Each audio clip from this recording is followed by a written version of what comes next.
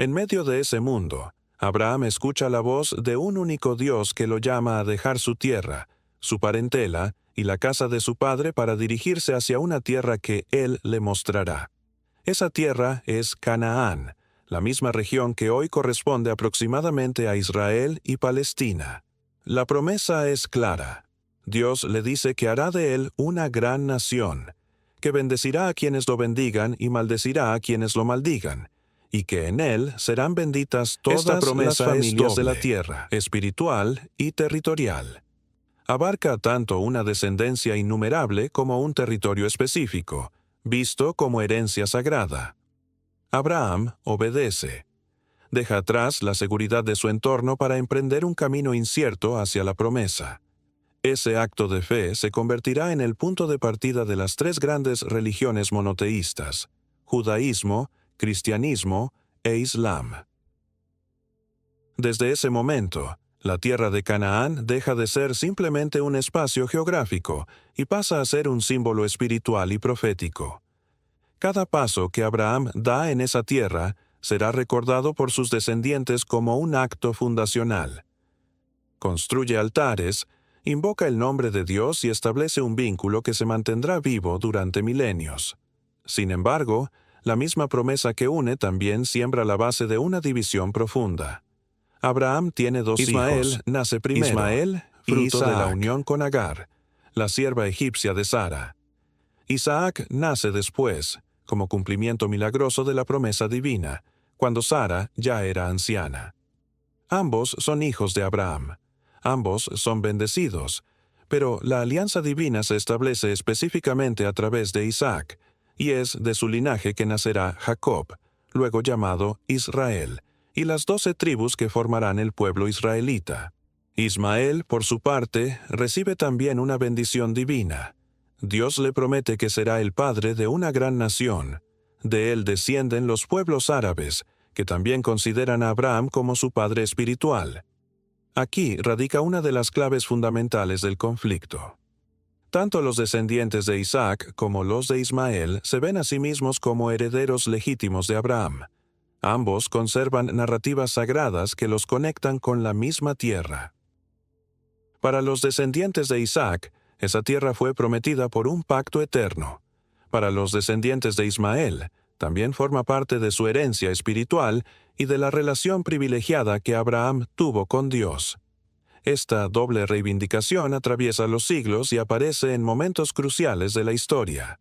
No es simplemente una disputa política, es una cuestión de identidad, de fe, de legitimidad espiritual. Con el nacimiento de Jacob, hijo de Isaac, la historia tras una experiencia mística en la que lucha con un ángel, recibe un nuevo nombre: Israel. Este nombre significa el que lucha con Dios, y a partir de él se denominará no solo a un hombre, sino a un pueblo. Los 12 hijos de Jacob se convierten en las 12 tribus de Israel, que más tarde se establecerán en la tierra prometida. La identidad israelita se basa en la continuidad de la promesa hecha a Abraham y reafirmada a Isaac y Jacob. Canaán no es vista simplemente como un territorio conquistado, sino como una herencia sagrada. Mientras tanto, los descendientes de Ismael se expanden por las regiones árabes, estableciendo clanes y tribus que desarrollarán culturas propias y mantendrán su conexión espiritual con Abraham a través de Ismael. En la tradición islámica, Ismael es considerado el hijo obediente que acompaña a Abraham hasta el desierto, y es su linaje el que llevará finalmente al surgimiento del profeta Mahoma. Tanto la tradición judeocristiana como la islámica tienen en Abraham su raíz, pero divergen en la interpretación de a través de quién se cumple la promesa divina. Durante siglos, estas dos líneas familiares se desarrollan en paralelo. Los israelitas experimentan la esclavitud en Egipto, el éxodo liderado por Moisés, la conquista de Canaán bajo Josué, la formación de reinos y la construcción de templos. Los pueblos árabes evolucionan en las tierras circundantes, expandiendo su cultura y su influencia. No hay un conflicto armado directo entre las dos líneas en este período temprano, pero ambas mantienen narrativas de legitimidad sobre la misma tierra. Estas narrativas, cuando se superponen, chocan inevitablemente. La tierra de Canaán adquiere un significado central porque es más que un espacio físico. Es tierra prometida, tierra santa, tierra de destino. Para los israelitas, representa el cumplimiento tangible de un pacto divino. Para los pueblos árabes y, posteriormente, musulmanes, es parte de su herencia ancestral y espiritual, además de convertirse en un lugar sagrado en la fe islámica debido a Jerusalén, tercera ciudad santa del Islam. Lo que en sus orígenes fue una diferencia genealógica y espiritual, con el paso del tiempo se transforma en una disputa por la posesión política y religiosa de un mismo espacio. Cuando los israelitas regresan de Egipto y conquistan Canaán, establecen reinos y erigen Jerusalén como capital espiritual y política. A lo largo de su historia, pasarán por períodos de unidad y división, de prosperidad y exilio. En paralelo, los pueblos árabes consolidan sus estructuras tribales y religiosas en regiones vecinas.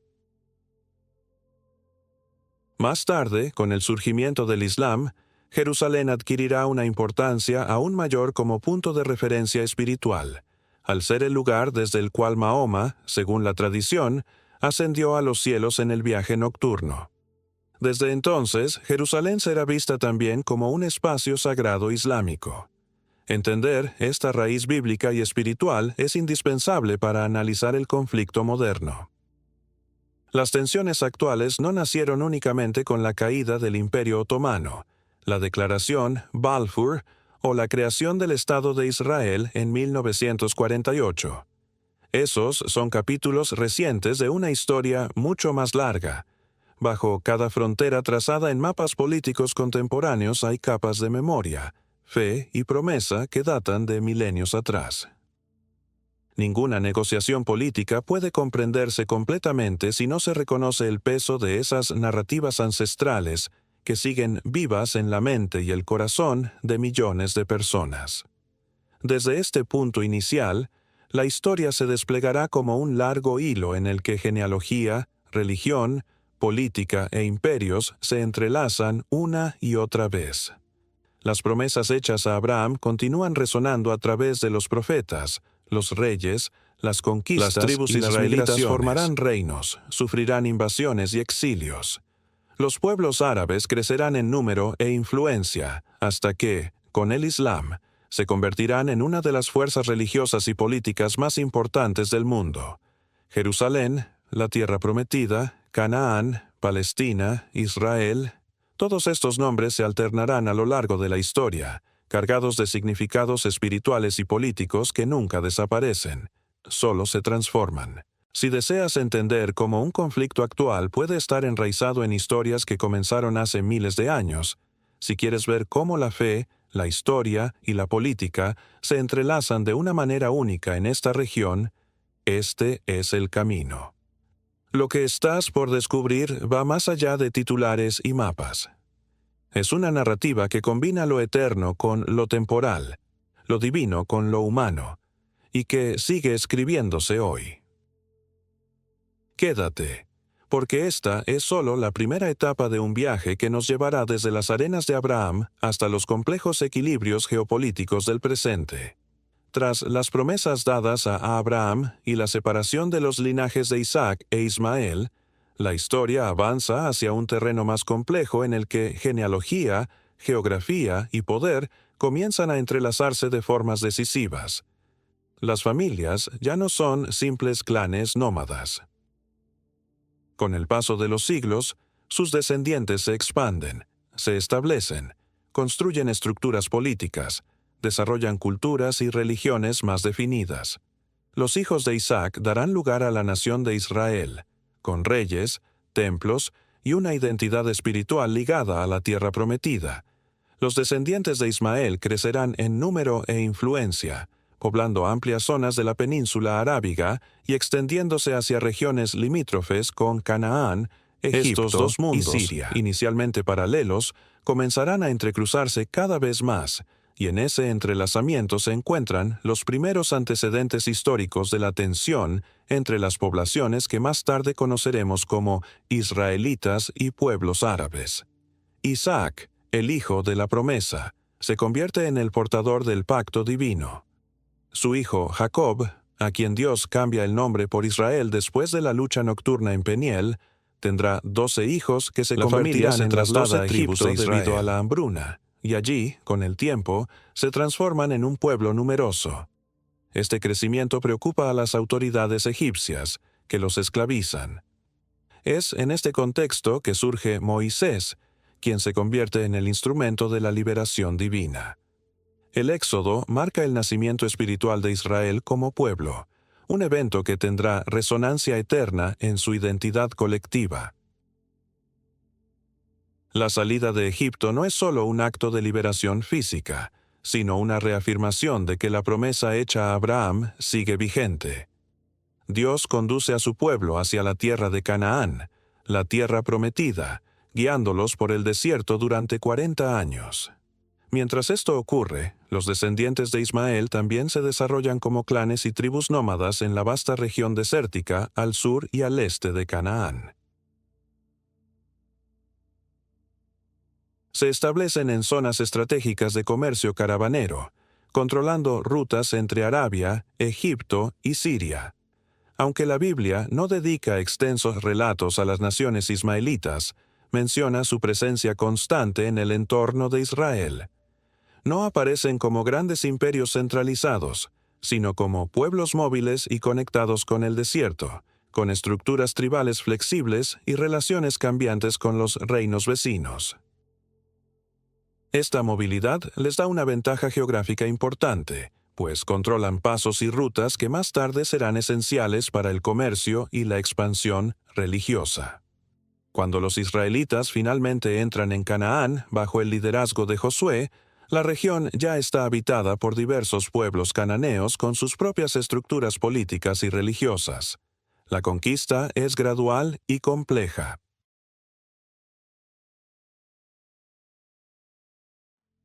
Israel establece su presencia en distintas zonas, organiza sus tribus en territorios asignados y comienza a desarrollar un modelo de gobierno basado inicialmente en líderes carismáticos llamados jueces. En este período no hay un rey ni un estado centralizado. Las tribus están unidas por su fe en el Dios de Abraham, Isaac y Jacob, y por la memoria de la liberación de Egipto. Jerusalén aún no es su capital. De hecho, en esta etapa está en manos jebuseas. La identidad israelita se fortalece como un pueblo asentado en la tierra prometida, consciente de su origen divino y de su misión espiritual. En paralelo, las tribus descendientes de Ismael continúan expandiéndose y manteniendo contacto con las zonas limítrofes de Canaán. Se menciona, por ejemplo, la presencia de madianitas, ismaelitas y otros grupos árabes en las narraciones bíblicas relacionadas con el comercio y los conflictos fronterizos. José es vendido a mercaderes ismaelitas que viajan rumbo a Egipto. Más adelante, durante el período de los jueces, aparecen pueblos nómadas que atacan o comercian con Israel dependiendo de las circunstancias. Las relaciones no son siempre hostiles. También hay intercambios culturales, matrimonios mixtos y alianzas ocasionales. Pero estas interacciones comienzan a tejer una red de vínculos complejos entre los descendientes de Isaac e Ismael. La historia da un giro decisivo cuando Israel pasa de una confederación tribal a un reino unificado. El pueblo pide un rey, y Saúl es ungido como el primer monarca. Le sigue David, quien conquista Jerusalén y la convierte en capital política y espiritual del reino. Bajo Salomón, hijo de David, Israel alcanza un período de esplendor. Se construye el templo, símbolo visible de la alianza entre Dios e Israel.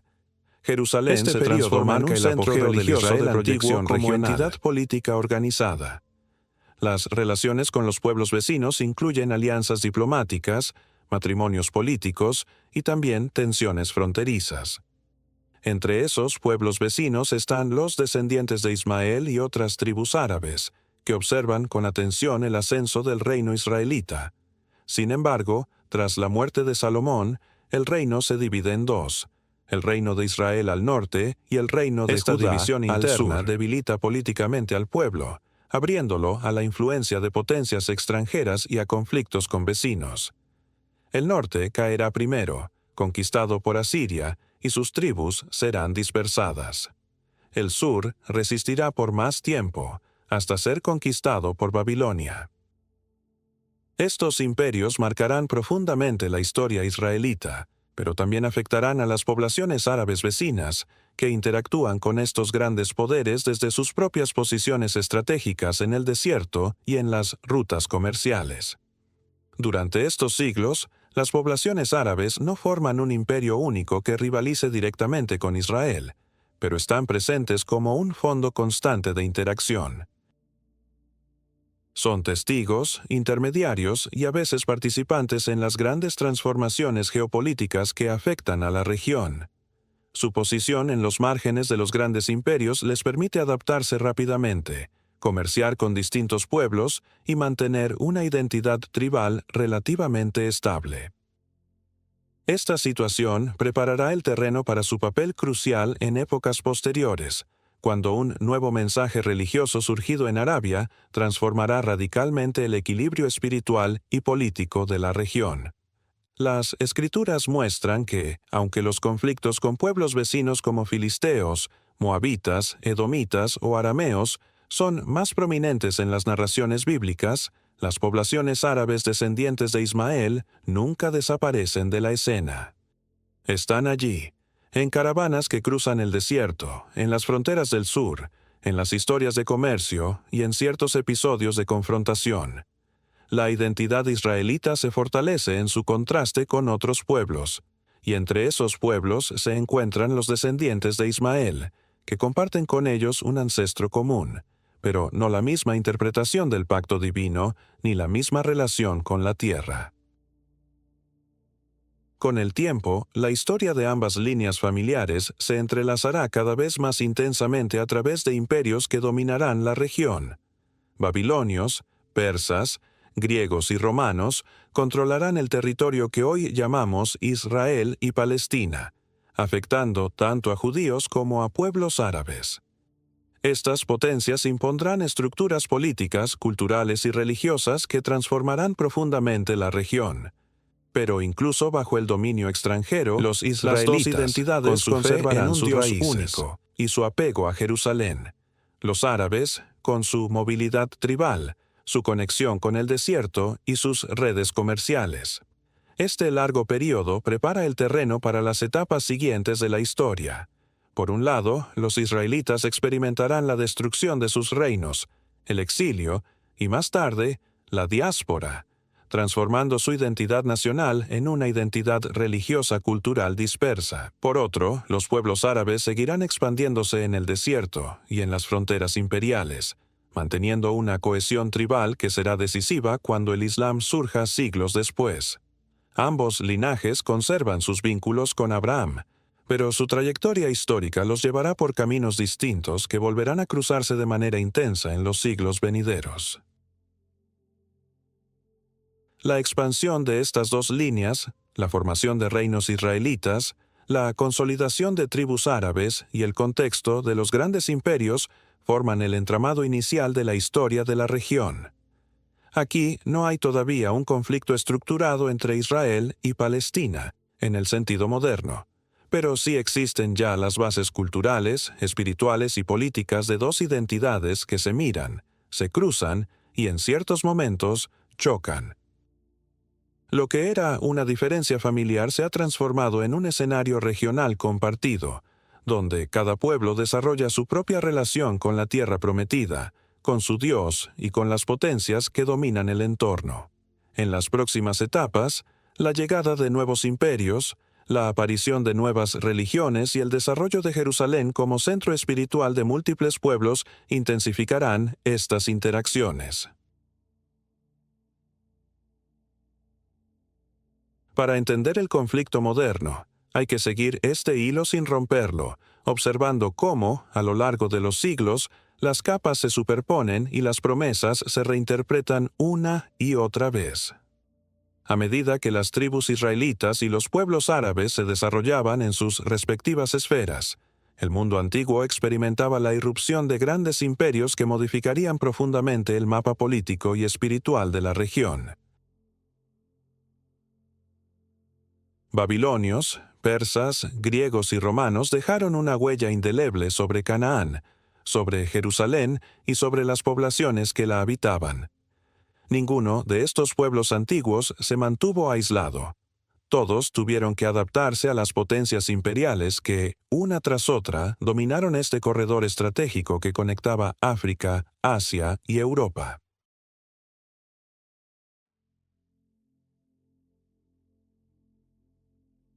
Fue precisamente en este escenario de conquistas, exilios y transformaciones culturales donde Jerusalén comenzó a convertirse en un centro espiritual disputado por distintas visiones del mundo, y donde las identidades israelita y árabe adquirieron nuevas dimensiones. Después de la muerte de Salomón y la división del reino en dos, Israel en el norte y Judá en el sur, las dos entidades comenzaron a recorrer caminos políticos separados. El reino del norte, con capital en Samaria, fue conquistado por el imperio asirio en el 722 a.C. Las tribus del norte fueron deportadas, dispersadas entre otras poblaciones, y con el tiempo desaparecieron como entidad política cohesionada. Son las llamadas 10 tribus perdidas, cuya historia se mezclará más tarde con leyendas y especulaciones sobre su destino. Judá, en el sur, resistió por más tiempo, manteniendo Jerusalén como centro religioso de Nabucodonosor, pero en el 586 destruyó el templo y deportó a gran parte de la población hacia el exilio babilónico. Este episodio marca uno de los puntos de inflexión más dramáticos en la historia del pueblo israelita. El exilio babilónico no significó el fin de la identidad israelita, sino su transformación.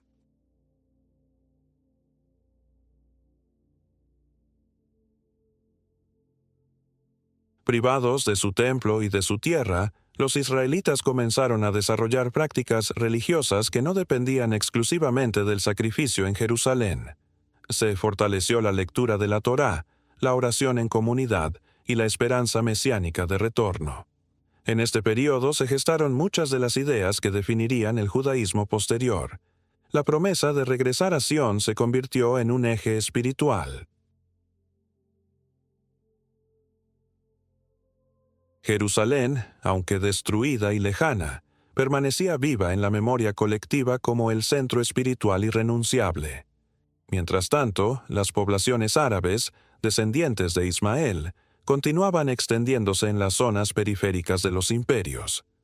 No formaban aún un poder centralizado capaz de rivalizar con Babilonia o Persia, pero mantenían su presencia en las rutas comerciales que unían Arabia, Mesopotamia y el Levante. Su relación con los imperios era pragmática. Comerciaban, servían como intermediarios y, en ocasiones, se aliaban o resistían según las circunstancias. Aunque no estaban en el centro de los grandes acontecimientos imperiales, su posición estratégica en el desierto les daba cierta independencia y movilidad. Esta movilidad sería clave siglos más tarde, cuando desde esas mismas zonas surgiría una nueva fe que transformaría el mundo. El dominio babilónico sobre Jerusalén duró unas décadas, hasta que el imperio persa, bajo Ciro el Grande, conquistó Babilonia en el 539 a.C. Ciro adoptó una política diferente. Permitió que los pueblos deportados regresaran a sus tierras y reconstruyeran sus templos. Los israelitas aprovecharon esta oportunidad.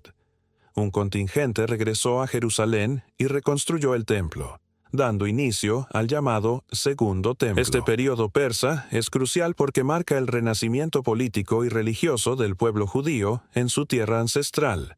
Aunque seguían bajo dominio imperial, gozaban de cierta autonomía para reconstruir su vida espiritual en torno al templo y la ley. Jerusalén volvió a latir como centro religioso, pero ya no era el mismo reino independiente de los tiempos de David y Salomón.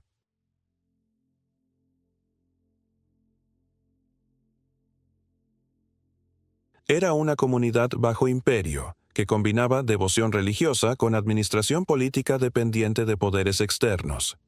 Esta experiencia de autonomía limitada moldeó la manera en que los judíos concebían su relación con Dios y con la tierra. La fidelidad a la alianza y la observancia de la ley se volvieron los pilares de su supervivencia como pueblo. Con la llegada del Imperio griego, tras las conquistas de Alejandro Magno en el siglo IV a.C., la región experimentó un nuevo tipo de dominación, la helenización. La cultura griega se extendió rápidamente por todo el Oriente Próximo, introduciendo su idioma, filosofía, costumbres y estructuras políticas. Jerusalén no fue una excepción. Bajo los sucesores de Alejandro, especialmente los seleucidas, se promovió activamente la cultura griega en Judea. Algunos sectores judíos adoptaron elementos helénicos, mientras que otros Este choque cultural culminó en la revuelta de los macabeos en el siglo II a.C., un levantamiento que logró restablecer temporalmente un reino judío independiente, el reino hasmoneo. Fue una victoria espiritual y política que reavivó la esperanza de soberanía, pero también mostró las profundas divisiones internas entre quienes aceptaban la influencia extranjera y quienes la rechazaban.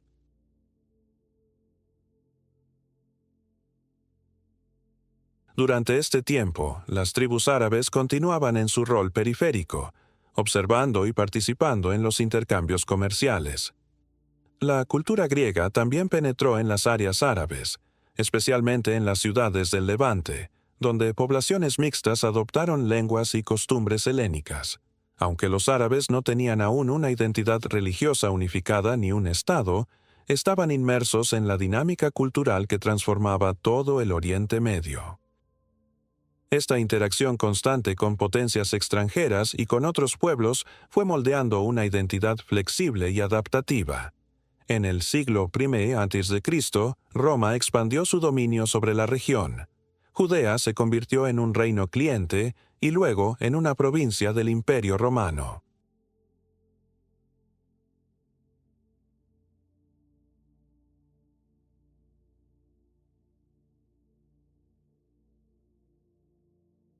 Herodes el Grande, un rey títere bajo control romano, emprendió grandes obras arquitectónicas, incluyendo la ampliación del Segundo Templo, que se convirtió en una de las estructuras religiosas más impresionantes del mundo antiguo.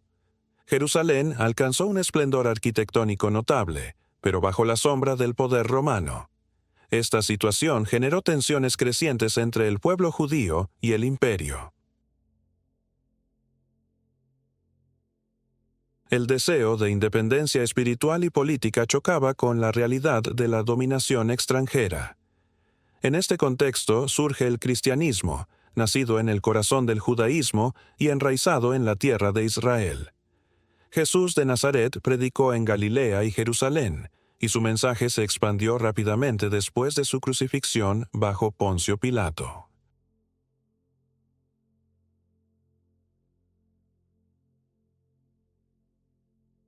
Jerusalén, ya centro espiritual del judaísmo, se convirtió también en el punto de partida de una nueva fe que con el tiempo se extendería por todo el Imperio Romano y más allá. Así, en un lapso de pocos siglos, una misma ciudad se transformó en el epicentro espiritual de dos religiones, el judaísmo y el cristianismo. La tensión entre el pueblo judío y Roma desembocó en la gran revuelta judía del 66-70 d.C., que terminó con la destrucción del Segundo Templo por las legiones romanas. Centro de la vida religiosa judía, desapareció. Este evento marcó el inicio de la diáspora judía. Sin templo ni soberanía política, el judaísmo se reorganizó en torno a la sinagoga, la Torá y la esperanza de retorno. Jerusalén siguió siendo el centro espiritual, pero ahora desde la distancia, como un símbolo de pérdida y promesa.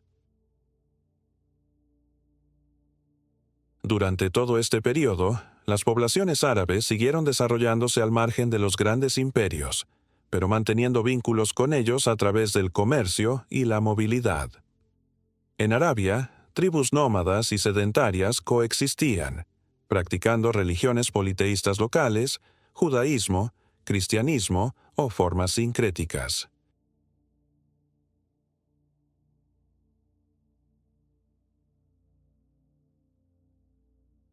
Estas comunidades árabes estaban lejos de imaginar que, en pocos siglos, Desde su propio territorio surgiría una fe que transformaría profundamente Jerusalén y el mundo entero. Cuando el cristianismo se expandió y se convirtió en la religión oficial del Imperio Romano en el siglo IV, Jerusalén adquirió una nueva dimensión espiritual. De ciudad destruida y marginal, pasó a ser un centro de peregrinación cristiana. Se construyeron iglesias sobre los lugares asociados a la vida de Jesús, y la ciudad fue adornada con símbolos de la nueva fe imperial.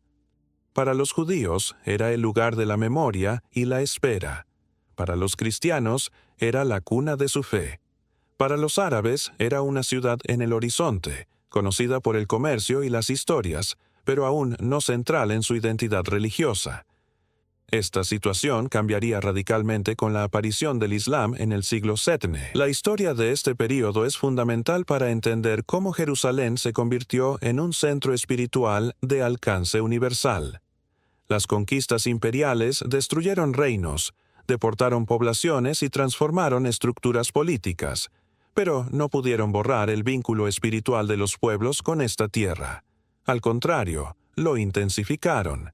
Cada nuevo poder que dominó la región reinterpretó su significado, dejando una capa más en una historia que se volvía cada vez más compleja. Judíos, cristianos y árabes fueron testigos y protagonistas de estos cambios, que sentaron las bases para las disputas espirituales y políticas posteriores. Durante siglos, la región de Arabia permaneció en los márgenes de los grandes imperios que dominaron el cercano Oriente. Babilonios, persas, griegos y romanos ejercieron su poder sobre Judea, Samaria y Palestina, mientras las tribus árabes mantenían una relativa independencia en sus territorios desérticos. No poseían una identidad política unificada, ni una religión común que las aglutinara, pero compartían tradiciones tribales, costumbres comerciales y una geografía que les otorgaba movilidad y autonomía. Esta posición periférica sería decisiva, porque sería precisamente desde esas arenas aparentemente apartadas de la historia imperial que surgiría un nuevo mensaje religioso destinado a transformar el mapa espiritual y político de la región. En la ciudad de la Meca, situada en el corazón de la península arábiga, nació Muhammad ibn Abd Allah. Huérfano desde joven y perteneciente a la tribu de Quraysh, Muhammad creció en un entorno donde coexistían distintas creencias: politeísmo árabe tradicional, comunidades judías establecidas en oasis como Yatrib, posteriormente Medina, grupos cristianos y corrientes religiosas sincréticas que reflejaban la diversidad espiritual de la época. A los 40 años, Muhammad comenzó a recibir revelaciones que, según la fe islámica, provenían directamente de Dios a través del ángel Gabriel. Esas revelaciones formarían más tarde el Corán, texto sagrado del Islam. El mensaje de Muhammad era profundamente monoteísta. No presentaba un Dios nuevo, sino que afirmaba ser la restauración final y definitiva de la fe original de Abraham. En su prédica, Muhammad declaraba que tanto el judaísmo como el cristianismo habían recibido revelaciones auténticas, pero que con el tiempo se habían desviado. El Islam venía a restablecer la fe pura de Abraham, conocida como el Hanif, el monoteísmo primordial. Esta reivindicación directa de Abraham como figura fundacional otorgó al Islam un vínculo inmediato con las narrativas bíblicas. Para los árabes, muchos de los cuales se consideraban descendientes de Ismael, el Islam no representaba una ruptura con la tradición abrahámica, sino su culminación y universalización. Durante los primeros años, Muhammad predicó en la Meca, enfrentando oposición de las élites locales que veían su mensaje como una amenaza a las estructuras religiosas y comerciales existentes. Tras años de persecución, emigró junto a sus seguidores a Medina en el evento conocido como la Hejira, que marca el inicio del calendario islámico. En Medina, Muhammad no solo actuó como profeta religioso, sino también como líder político y militar. Unificó tribus árabes bajo la nueva fe y comenzó a expandir su mensaje por toda la península arábiga. En esta etapa inicial del Islam, Jerusalén desempeñó un papel espiritual sorprendentemente central. Según las primeras tradiciones islámicas, cuando Muhammad instituyó la oración ritual diaria, estableció Jerusalén como la primera qibla, es decir, la dirección hacia la cual los musulmanes debían orientarse para rezar. Esta decisión no fue casual. Jerusalén ya era reconocida como ciudad sagrada por judíos y cristianos, y representaba la conexión histórica con Abraham y los profetas. Al orar hacia Jerusalén, el Islam se inscribía deliberadamente en la línea profética abrahámica, afirmando su continuidad con las revelaciones anteriores. La importancia de Jerusalén se consolidó con el relato del Isra y Mi'raj, el viaje nocturno y la ascensión celestial de Muhammad. Según la tradición islámica, una noche el profeta fue transportado milagrosamente desde la mezquita sagrada de la Meca hasta la mezquita lejana, al-Masjid. Desde allí ascendió a los cielos, identificada posteriormente con profetas anteriores, incluyendo a Abraham, Moisés y Jesús, y recibió de Dios instrucciones sobre la oración. Este episodio, cargado de simbolismo, estableció un vínculo indeleble entre Jerusalén y el Islam. No era simplemente una ciudad importante por su historia, sino un punto de contacto directo entre el cielo y la tierra, entre la revelación final y las anteriores. Tras la muerte de Muhammad en el 632, sus seguidores continuaron su labor, expandiendo el Islam más allá de Arabia. En pocas décadas, las fuerzas musulmanas conquistaron vastos territorios que habían estado bajo control bizantino y persa. Siria, Palestina y Egipto fueron incorporados al naciente califato. En el año 638, apenas 6 años después de la muerte del profeta, Jerusalén fue conquistada pacíficamente por el califa Umar. Las crónicas islámicas relatan que Umar entró a la ciudad con humildad, rechazando orar en la iglesia del Santo Sepulcro para no poner en peligro su estatus como lugar cristiano, y garantizando la protección de las comunidades cristianas y judías residentes. Bajo el dominio musulmán, Jerusalén adquirió una nueva identidad religiosa. En el monte del templo, donde antes se habían erigido los templos judíos y que había sido transformado por los romanos, los califas omeyas construyeron 2 de las estructuras más emblemáticas del Islam, la cúpula de la roca y la mezquita de Al-Aqsa. La cúpula de la roca, terminada en el 691, no es una mezquita sino un santuario que marca el lugar donde, según la tradición, Muhammad ascendió a los cielos. Su arquitectura majestuosa, con inscripciones coránicas que exaltan la unicidad de Dios y la profecía de Muhammad, proclamaba al mundo que Jerusalén era ahora también una ciudad islámica. En esta nueva etapa, Jerusalén se convirtió en la tercera ciudad santa del Islam, después de la Meca y Medina. Musulmanes de todo el califato peregrinaban a la ciudad, y estudiosos islámicos establecieron escuelas y centros de conocimiento en sus alrededores. Jerusalén no fue convertida en capital política. Esa función la tuvieron Damasco primero y Bagdad después, pero sí se transformó en un símbolo espiritual de legitimidad religiosa. Los califas que gobernaban desde lejos comprendían que controlar Jerusalén no solo tenía valor estratégico, sino también un profundo significado simbólico. Quien dominaba la ciudad donde habían predicado Abraham, David, Jesús, y desde donde Muhammad había ascendido, poseía una autoridad espiritual reconocida en todo el mundo musulmán. La relación entre el Islam y Jerusalén, sin embargo, no fue solo institucional. Estaba impregnada de emoción religiosa. Poetas, místicos y teólogos musulmanes exaltaron la ciudad como la puerta del cielo y la morada de los profetas.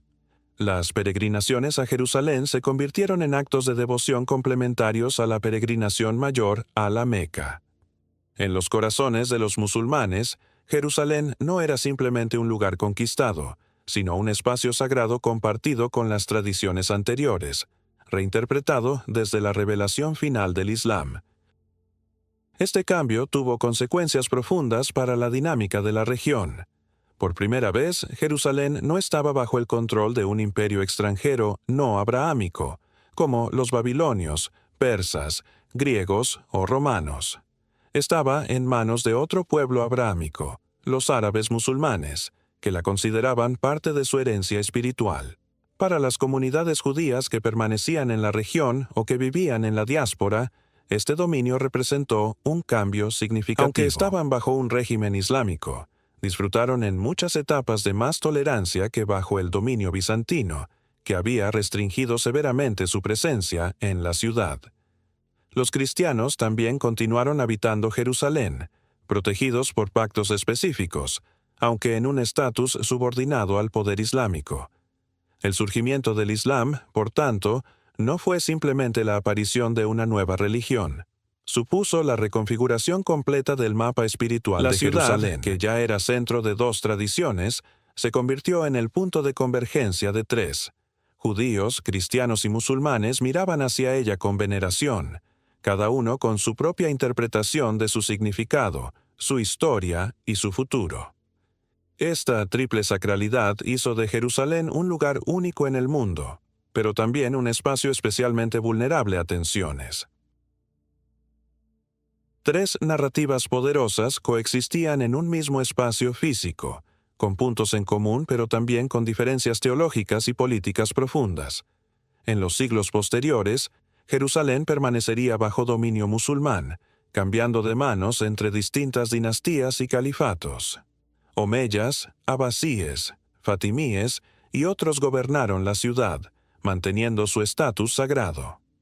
Para el mundo islámico, conservar Jerusalén era un deber religioso. Para judíos y cristianos seguiría siendo el lugar de la promesa y de la revelación, ahora bajo una administración distinta. Esta nueva etapa prepararía el terreno para uno de los períodos más intensos de la historia de la ciudad, las Cruzadas.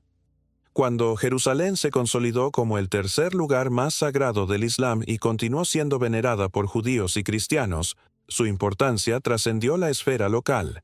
Se convirtió en un símbolo global, un punto neurálgico durante varios siglos y poder. La ciudad permaneció bajo dominio musulmán, administrada por diferentes dinastías.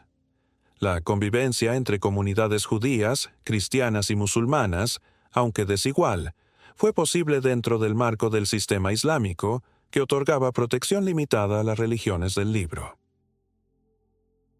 Sin embargo, a finales del siglo XI, una serie de transformaciones políticas, religiosas y estratégicas en Europa y el mundo islámico desembocaron en un acontecimiento que marcaría profundamente la historia de Jerusalén y del conflicto entre Oriente y Occidente: las Cruzadas.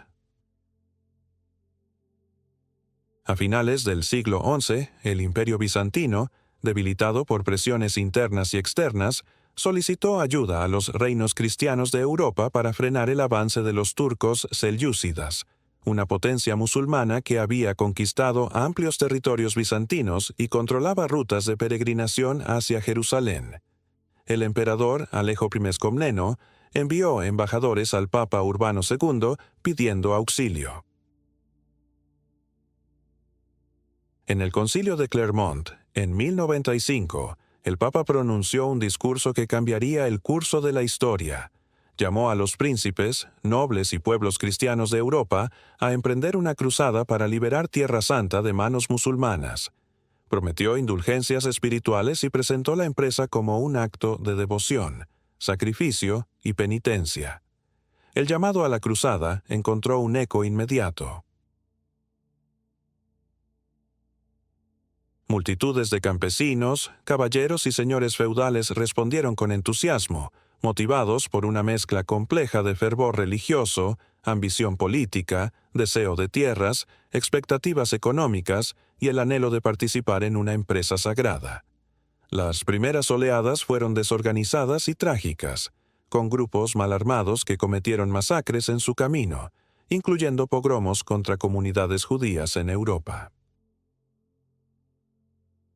Pero pronto se organizó una expedición más estructurada, liderada por nobles poderosos. Así comenzó la Primera Cruzada. En 1099, tras una campaña militar que atravesó Anatolia y Siria, los cruzados llegaron a Jerusalén. La ciudad, gobernada por los fatimíes egipcios, fue sitiada durante semanas. Cuando finalmente cayó, los cruzados perpetraron una masacre que horrorizó incluso a sus contemporáneos. Musulmanes, judíos y muchos cristianos orientales relatan que fueron asesinados por las calles de Jerusalén. Para los cruzados, aquella victoria fue interpretada como una señal divina. Habían conquistado el lugar donde Cristo había sido crucificado y resucitado, y establecieron el reino latino de Jerusalén, una entidad feudal europea en el corazón de Oriente. La transformación política y espiritual fue profunda. Jerusalén, que durante siglos había estado bajo dominio musulmán, pasó a estar gobernada por una minoría cristiana latina que impuso nuevas estructuras políticas, religiosas y sociales. Se establecieron órdenes militares como los templarios y los hospitalarios, que no solo defendían militarmente los territorios cruzados, sino que también desarrollaban una espiritualidad caballeresca centrada en la protección de los peregrinos y la custodia de lugares santos. Iglesias fueron reconstruidas o transformadas, y se erigieron edificaciones que reflejaban la arquitectura románica europea. Para los cruzados, Jerusalén no era solo un trofeo militar, era el corazón de la cristiandad, el centro desde el cual esperaban iniciar una renovación espiritual global. La conquista cruzada provocó una reacción profunda en el mundo musulmán. Al principio, las potencias islámicas estaban divididas. Los abasíes en Bagdad, los fatimíes en Egipto y varios emires locales no presentaron una resistencia unificada. Pero con el tiempo, el trauma de la pérdida de Jerusalén y las atrocidades cometidas encendieron un espíritu de resistencia religiosa y política. Líderes como Zengi y, más tarde, su hijo Nur al-Din, comenzaron a articular un discurso de yihad defensiva para recuperar los territorios perdidos. Este discurso no solo apelaba a la política, sino también a la fe. La recuperación de Jerusalén se convirtió en un deber religioso para el Islam. En este contexto surge una de las figuras más emblemáticas de la historia islámica y de la relación con Jerusalén. Salah ad-Din Yusuf ibn Ayyub, conocido en Occidente como Saladino. De origen kurdo, Saladino unificó Egipto y Siria bajo su autoridad, consolidando un poder capaz de enfrentar a los cruzados. Su liderazgo combinó estrategia militar, diplomacia hábil y un profundo sentido religioso. En 1187, en la batalla de Hattin, derrotó de manera decisiva a las fuerzas cruzadas, abriendo el camino hacia Jerusalén. Pocas semanas después, la ciudad se rindió sin un baño de sangre.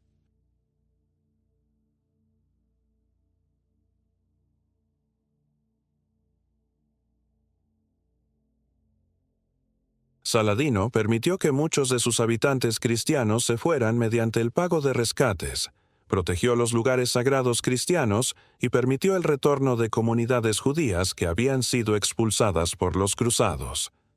La reconquista de Jerusalén por Saladino tuvo un impacto gigantesco. Para el mundo musulmán fue un momento de gloria espiritual y política. Jerusalén regresaba al seno del Islam, no por un acuerdo diplomático, sino por un acto de fuerza percibido para la cristiandad como justo latina y legítimo. Fue un golpe devastador que dio origen a nuevas cruzadas. Las siguientes expediciones, incluyendo la Tercera Cruzada liderada por Ricardo Corazón de León, no lograron recuperar la ciudad, aunque se firmaron treguas que permitieron a los peregrinos cristianos acceder a los lugares santos. Jerusalén permaneció bajo dominio musulmán. Las cruzadas no solo fueron un conflicto militar entre europeos cristianos y musulmanes orientales. También transformaron las relaciones entre judíos, cristianos y musulmanes en la región. Las comunidades judías, que habían sufrido enormemente bajo la conquista cruzada, encontraron en el dominio musulmán posterior un margen de convivencia más estable, aunque siempre en condición subordinada. Los cristianos orientales, como los ortodoxos y los armenios, también tuvieron que negociar su posición dentro de un escenario religioso dominado primero por cruzados latinos y luego Jerusalén se convirtió en un espacio donde distintas confesiones coexistían, a veces en paz relativa, otras en tensión abierta. Las cruzadas también tuvieron consecuencias culturales profundas. Introdujeron a Europa en contacto directo con el mundo islámico, lo que influyó en el comercio, la ciencia, la filosofía y la transmisión de conocimientos. A su vez, para el mundo musulmán, la experiencia cruzada consolidó la idea de Jerusalén como un símbolo de resistencia. La recuperación de la ciudad por Saladino fue narrada durante siglos como un ejemplo de justicia, piedad y liderazgo religioso. Se convirtió en una referencia moral y espiritual para generaciones posteriores. Después de las cruzadas, Jerusalén continuó bajo dominio musulmán, pasando por manos de diferentes dinastías. Primero los ayubíes, herederos de Saladino, luego los mamelucos y, finalmente, los otomanos en el siglo XVI. Bajo el largo dominio otomano, que duró 4 siglos, la ciudad vivió periodos de relativa estabilidad. Los otomanos restauraron estructuras religiosas, administraron la ciudad mediante un sistema complejo de milets que regulaba las comunidades religiosas y mantuvieron un equilibrio entre las 3 grandes religiones presentes en Jerusalén. Sin embargo, las cruzadas dejaron una huella indeleble. Por primera vez, Jerusalén había sido el escenario de un choque directo entre civilizaciones organizadas en torno a religiones universales. No se trataba ya de reinos vecinos disputando fronteras, sino de 2 grandes visiones del mundo que se enfrentaban por el control de un espacio cargado de significados espirituales.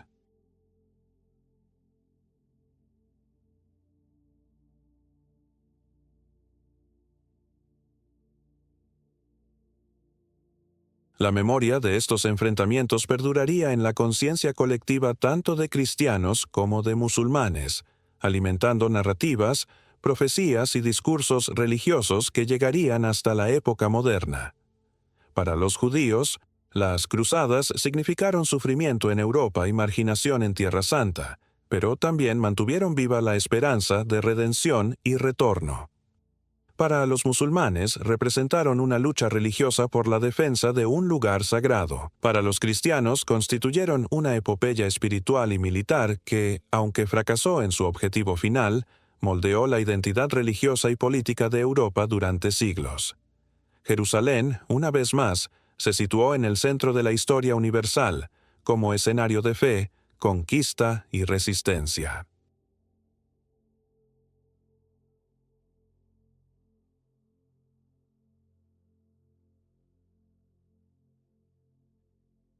Después de la época de las cruzadas, Jerusalén y el territorio circundante entraron en un largo período bajo dominio musulmán, administrado por diferentes dinastías hasta la llegada de los otomanos en el siglo XVI.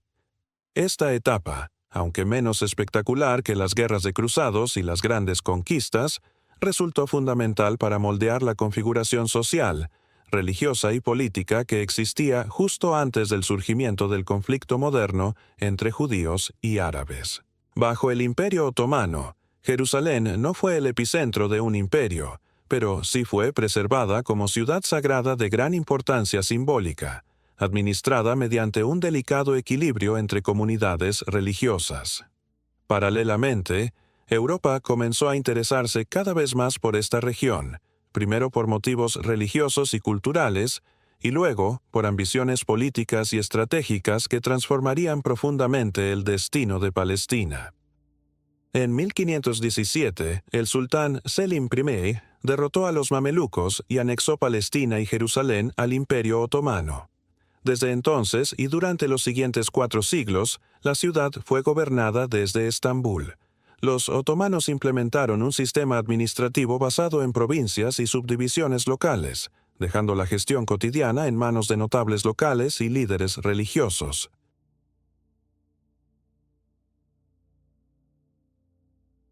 Jerusalén se convirtió en la capital de un Sanjak, distrito, dependiente primero de la provincia de Damasco y luego, en el siglo XIX, de la provincia de Beirut. Aunque no era un centro político destacado dentro del vasto imperio, Su importancia religiosa aseguraba una atención especial por parte de las autoridades imperiales. Durante los primeros siglos de dominio otomano, Jerusalén experimentó una relativa estabilidad. Se restauraron monumentos religiosos, se repararon las murallas de la ciudad en tiempos de Solimán el Magnífico, y se garantizó el acceso a los lugares santos a las 3 religiones presentes. La población era diversa: musulmanes, cristianos de distintas confesiones y comunidades judías vivían en la ciudad vieja, cada una en sus barrios tradicionales.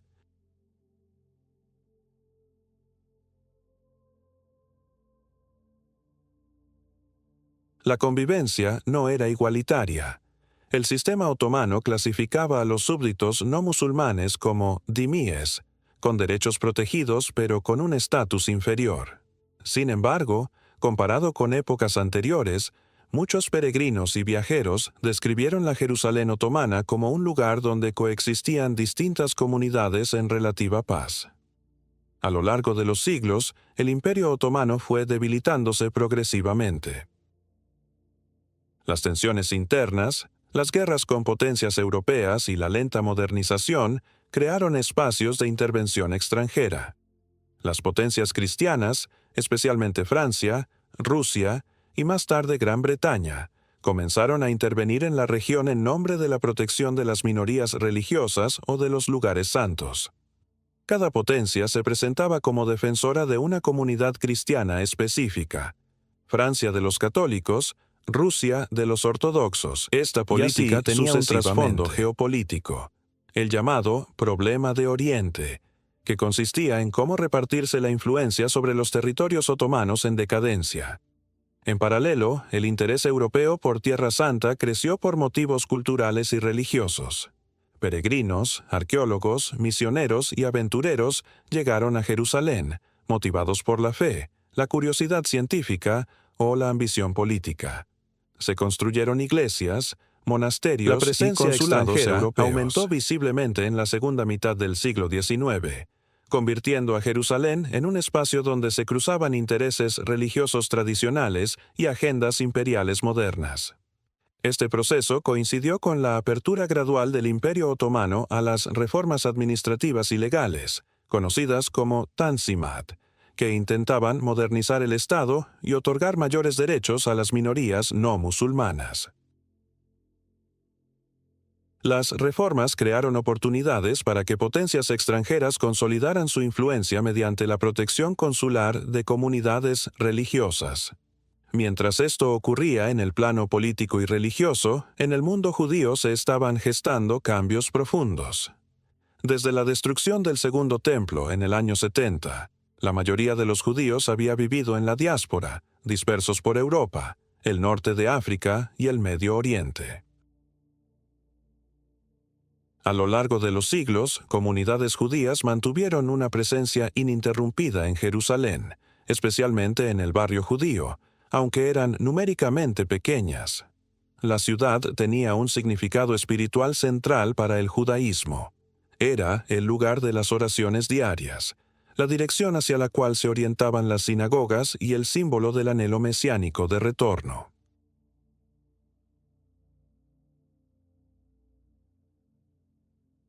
En el siglo XIX, con el surgimiento de movimientos de renovación religiosa y de corrientes proto-sionistas en Europa, comenzó a incrementarse el número de judíos que emigraban a Jerusalén y a otras partes de Palestina, no por razones económicas principalmente, sino por motivaciones espirituales y mesiánicas.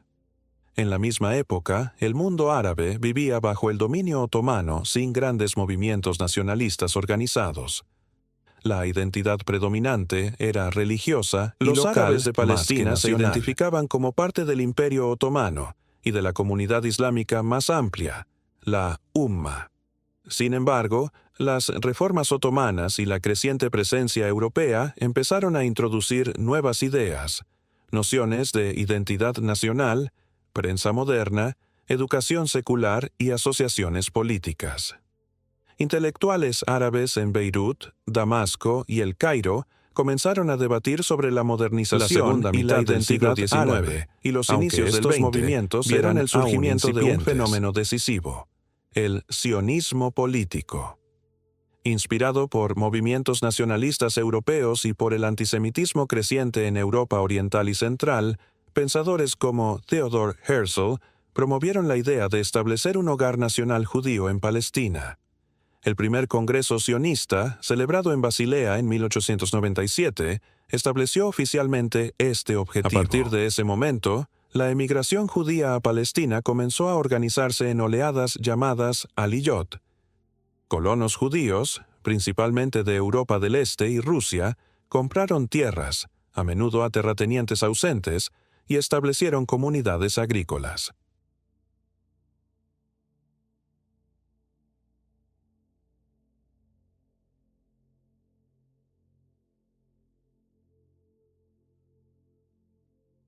Aunque inicialmente el número de inmigrantes era limitado, el cambio cualitativo fue profundo. Por primera vez en siglos, la migración judía hacia Palestina se articulaba como un proyecto político moderno, no solo como un acto religioso individual. La población árabe local observaba estos cambios con preocupación creciente. En un primer momento, muchos campesinos árabes vendieron tierras sin prever las consecuencias políticas. Otros trabajaron junto a los nuevos colonos, pero con el tiempo, la percepción cambió.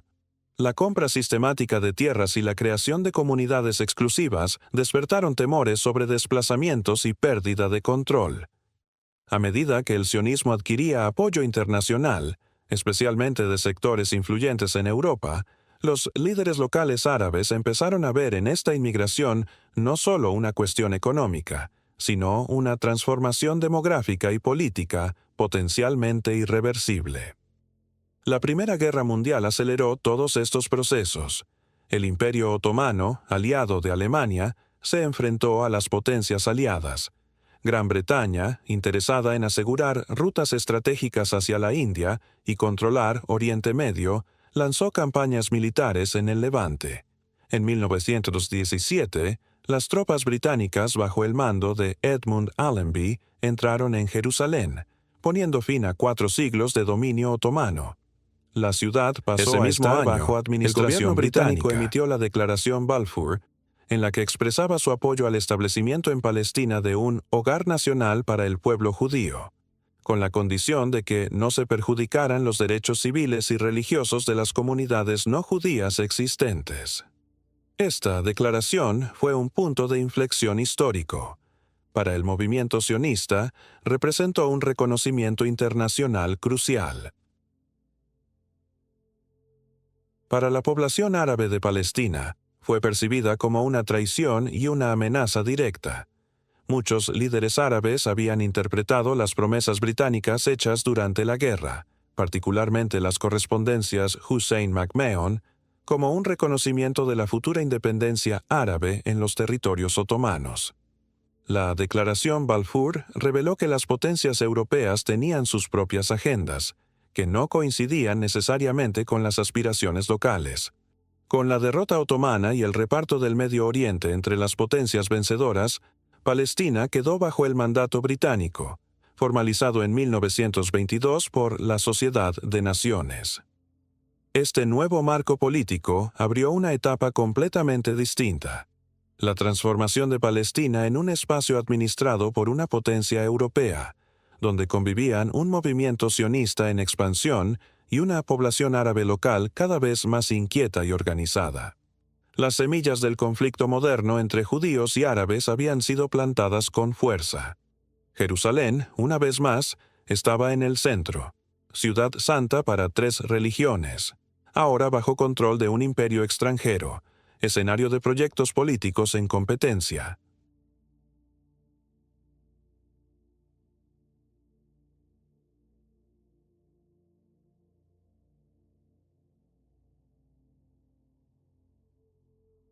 Con la derrota del Imperio Otomano en la Primera Guerra Mundial y el reparto de sus territorios entre las potencias aliadas, Palestina pasó a estar bajo administración británica, formalizada en 1922 a través del Sistema de Mandatos de la Sociedad de Naciones, Oficialmente, el mandato británico en Palestina tenía el objetivo de preparar a las poblaciones locales para la autogobernanza y garantizar el cumplimiento de la Declaración Balfour de 1917.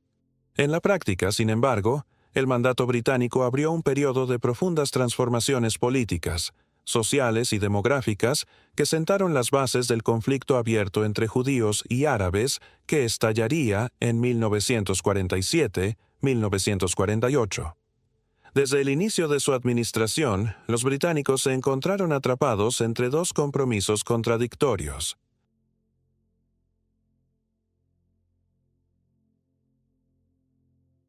Por un lado, estaban las promesas hechas a los árabes durante la guerra, que habían interpretado los mensajes británicos como un respaldo a su independencia. Por otro, estaba la Declaración Balfour, que comprometía a Gran Bretaña con el proyecto sionista de establecer un hogar nacional judío en Palestina. Estos dos compromisos no podían coexistir sin generar tensiones crecientes, ya que implicaban visiones completamente distintas sobre el futuro del territorio. Durante las primeras décadas del mandato, el movimiento sionista se organizó con eficiencia. Se establecieron instituciones representativas como la Agencia Judía, que actuaba como un cuasigobierno para la comunidad judía, gestionando inmigración, compra de tierras y desarrollo económico. También se fundaron sindicatos, escuelas, universidades y fuerzas de defensa como la Haganá.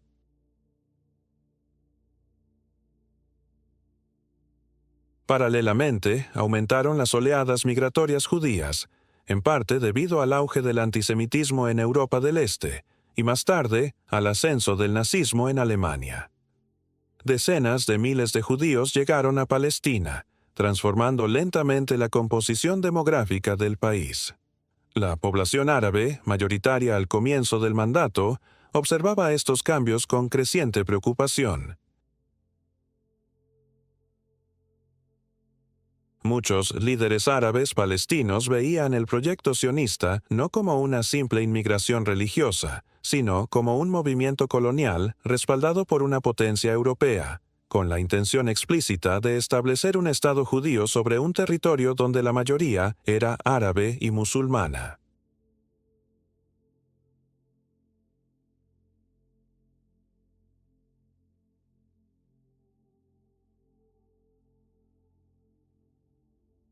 Estas percepciones se agudizaron a medida que aumentaban las compras de tierras por parte de organizaciones sionistas, desplazando a campesinos árabes, y conforme se consolidaba una infraestructura política y económica paralela a la administración británica.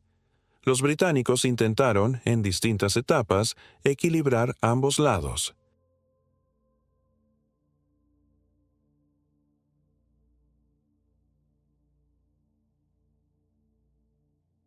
Emitieron libros blancos que restringían la inmigración judía o limitaban la compra de tierras, pero también reprimieron duramente las protestas árabes y facilitaron la consolidación institucional del Yishuv, la comunidad judía organizada. Esta política ambigua solo alimentó la desconfianza de ambas partes hacia la administración británica. Para los sionistas, los británicos estaban obstaculizando la construcción de su hogar nacional. Para los árabes, los británicos eran cómplices de la colonización judía. Las tensiones se manifestaron en episodios de violencia desde los primeros años. En 1920 y 1921 estallaron disturbios entre comunidades en Jerusalén y Jaffa.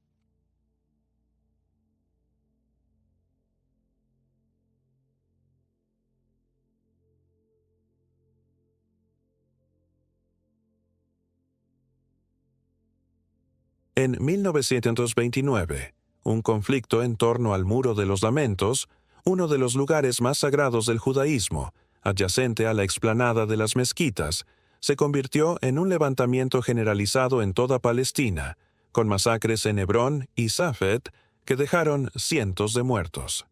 Estos episodios revelaron que la coexistencia pacífica entre comunidades se volvía cada vez más frágil, y que la cuestión religiosa y simbólica de Jerusalén seguía siendo un detonante. Durante los años 30, la situación escaló aún más con el surgimiento de movimientos nacionalistas árabes organizados. Intelectuales y líderes palestinos comenzaron a articular una identidad nacional distinta, centrada en la oposición al sionismo y a la dominación británica.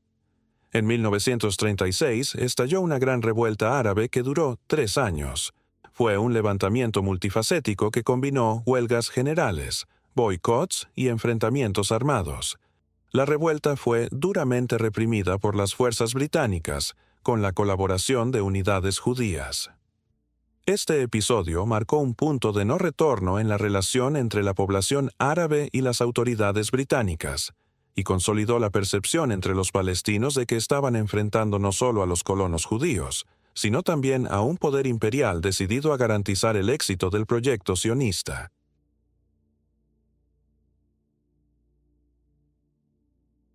En respuesta a la revuelta, los británicos publicaron el Libro Blanco de 1939, que restringía severamente la inmigración judía a Palestina, justo cuando los judíos europeos enfrentaban el ascenso del nazismo y la amenaza genocida. Esta política provocó la indignación del movimiento sionista, que comenzó a organizar inmigración ilegal y a preparar estructuras militares para un eventual enfrentamiento no solo con los árabes, sino también con los británicos. Al mismo tiempo, la Segunda Guerra Mundial transformó completamente el escenario internacional. El Holocausto exterminó a 6 millones de judíos en Europa y generó una ola de simpatía internacional hacia la idea de un Estado judío. Los sobrevivientes buscaban desesperadamente refugio, y Palestina se convirtió en el principal destino simbólico y político. Tras la guerra, Gran Bretaña se encontraba debilitada económicamente y con dificultades para mantener su imperio. En Palestina, enfrentaba una situación explosiva. Enfrentamientos entre grupos armados judíos, algunos moderados, otros abiertamente insurgentes, disturbios árabes y una presión internacional creciente para encontrar una solución definitiva. En 1947, el gobierno británico decidió trasladar la cuestión palestina a las Naciones Unidas.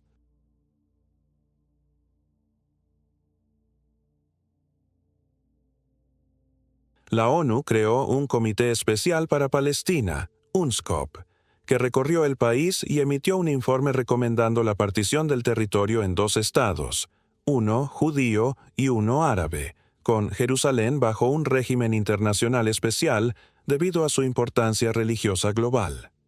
La propuesta de partición, adoptada por la Asamblea General en la Resolución 181, fue recibida de manera radicalmente diferente por las 2 comunidades.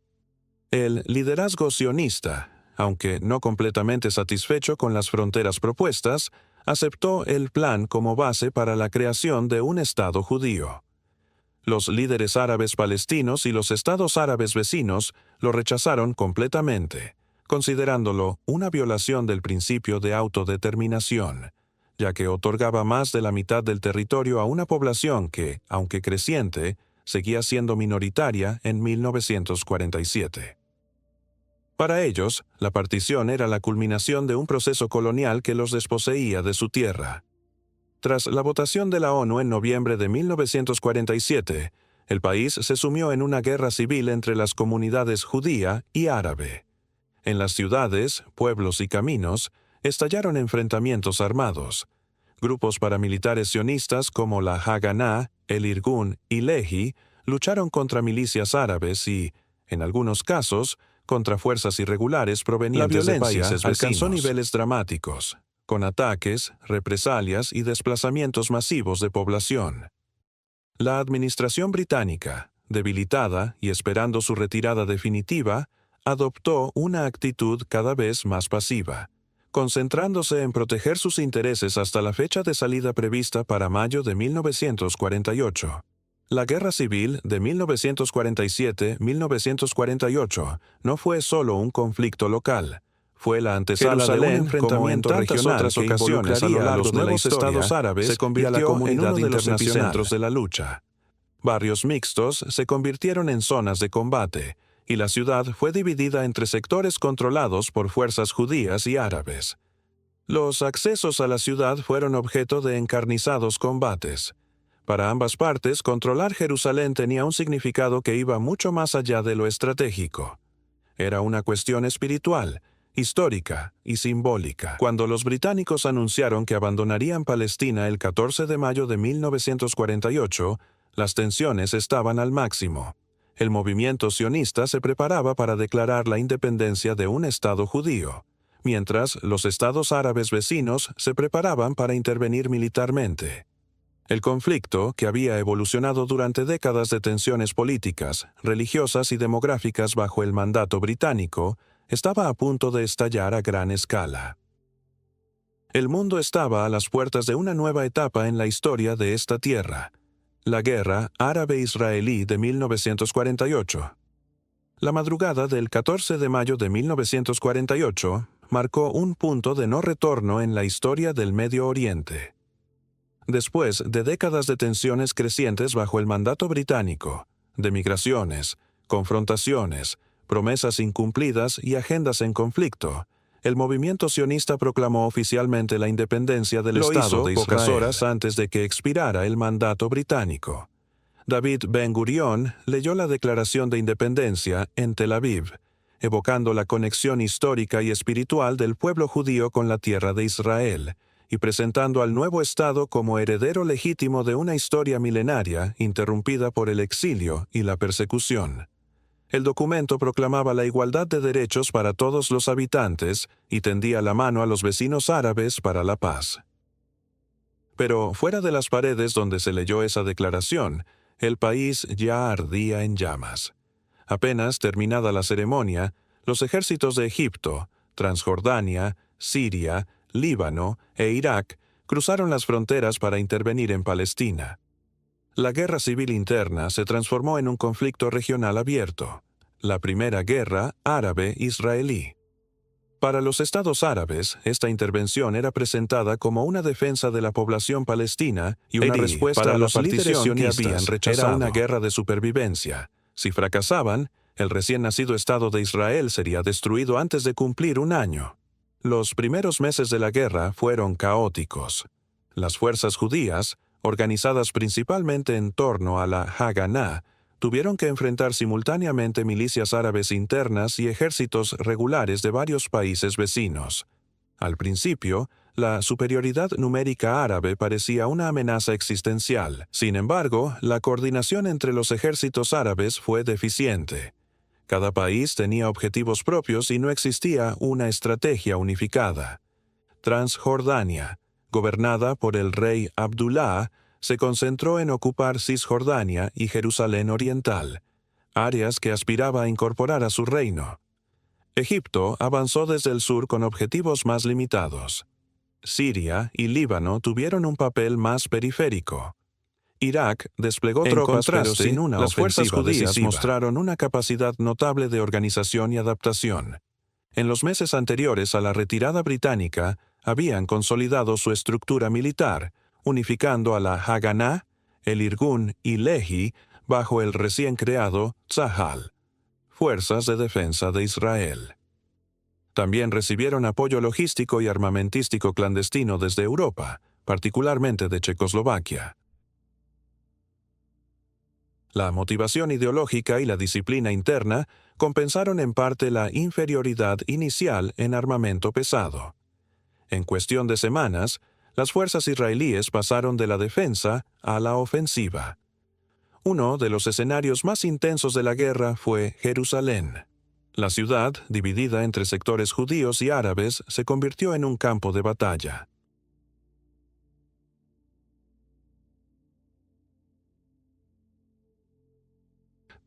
Las carreteras que la conectaban con la costa fueron bloqueadas, y los convoyes judíos que intentaban abastecer a la población fueron atacados repetidamente. La lucha por Jerusalén no era solo estratégica, tenía un profundo significado espiritual. Para los judíos, defender los barrios occidentales de la ciudad era proteger el corazón simbólico de su historia.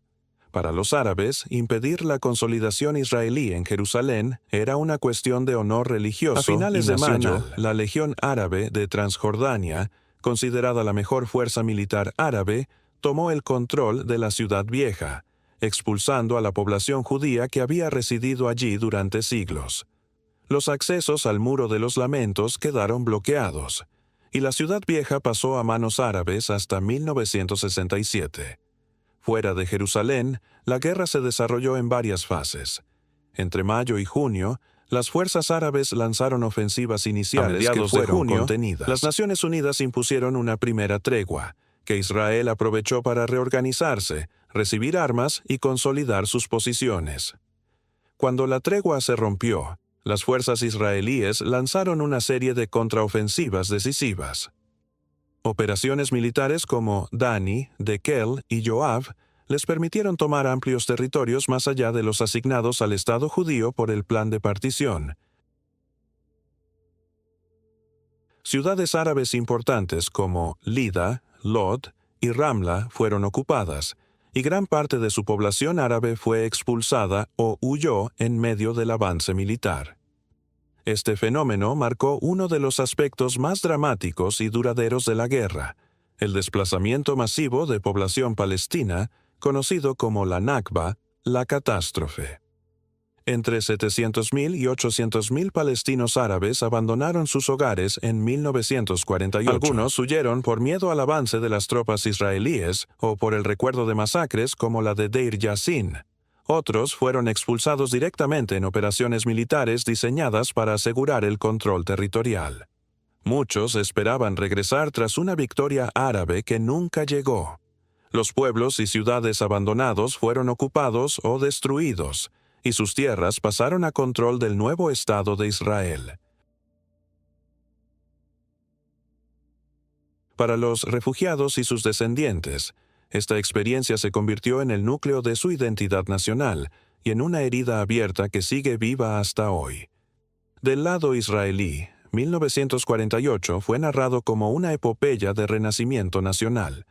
Un pueblo que había sufrido 2 milenios de exilio y persecución, culminando en el Holocausto, había logrado crear un Estado soberano y resistir una invasión múltiple.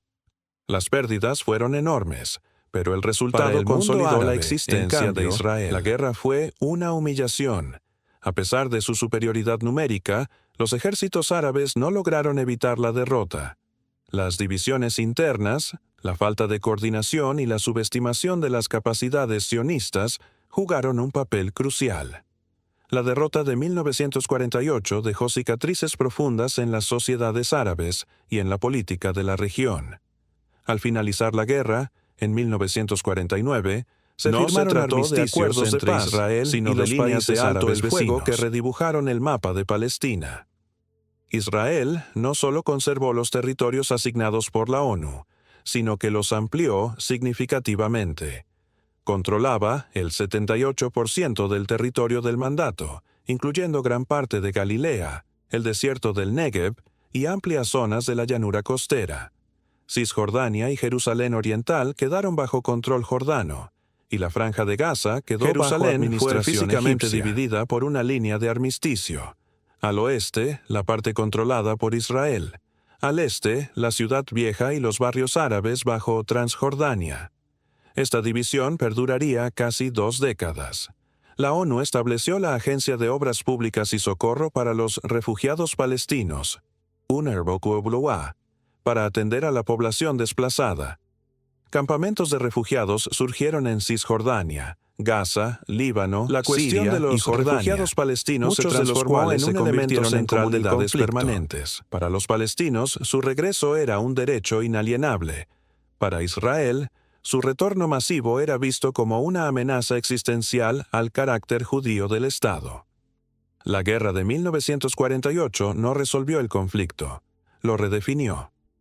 Creó una nueva realidad política y geográfica que ningún actor había previsto plenamente. Israel había nacido, el pueblo palestino había perdido su tierra sin lograr establecer un Estado propio, quedando fragmentado entre territorios controlados por otros países y el exilio. Jerusalén, una vez más, quedó en el centro de esta fractura, partida entre 2 realidades políticas y 2 narrativas espirituales que no se reconciliaron. La dimensión espiritual de estos acontecimientos fue profunda.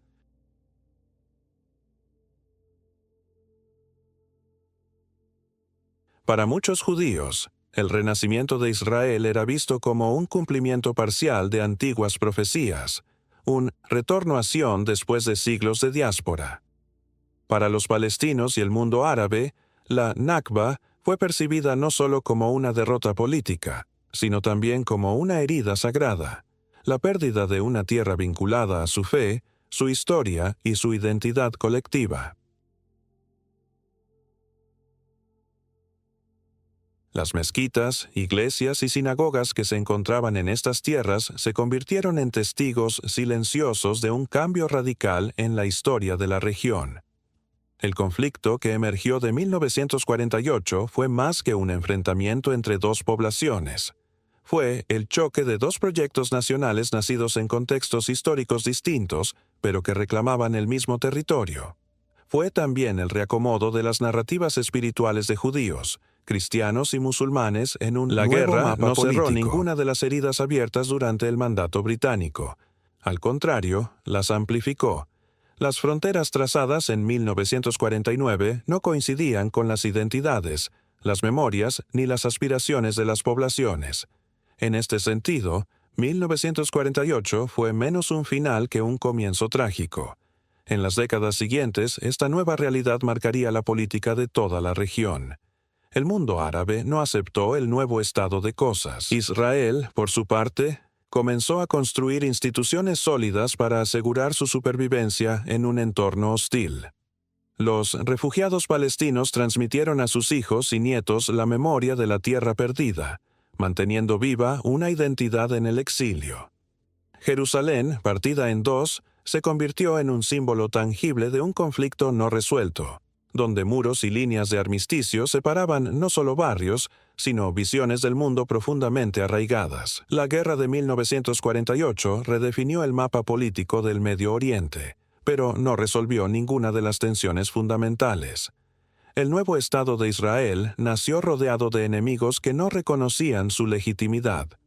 Los países árabes, humillados por la derrota, se comprometieron a no reconocer, no negociar y no hacer la paz con Israel, como quedó plasmado en la célebre Declaración de Jartum de 1967.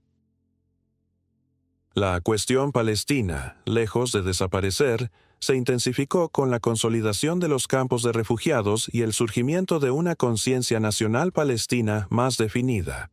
Jerusalén quedó dividida, con su parte oriental, incluyendo la Ciudad Vieja y los lugares sagrados, bajo control jordano, y su parte occidental en manos israelíes. Esa división, visible en muros y fronteras militares, simbolizaba la fractura profunda entre dos narrativas históricas Durante y las 2 espirituales décadas posteriores a 1948. El conflicto entre Israel y sus vecinos árabes se mantuvo latente, manifestándose en escaramuzas fronterizas, guerras de infiltración y tensiones diplomáticas constantes.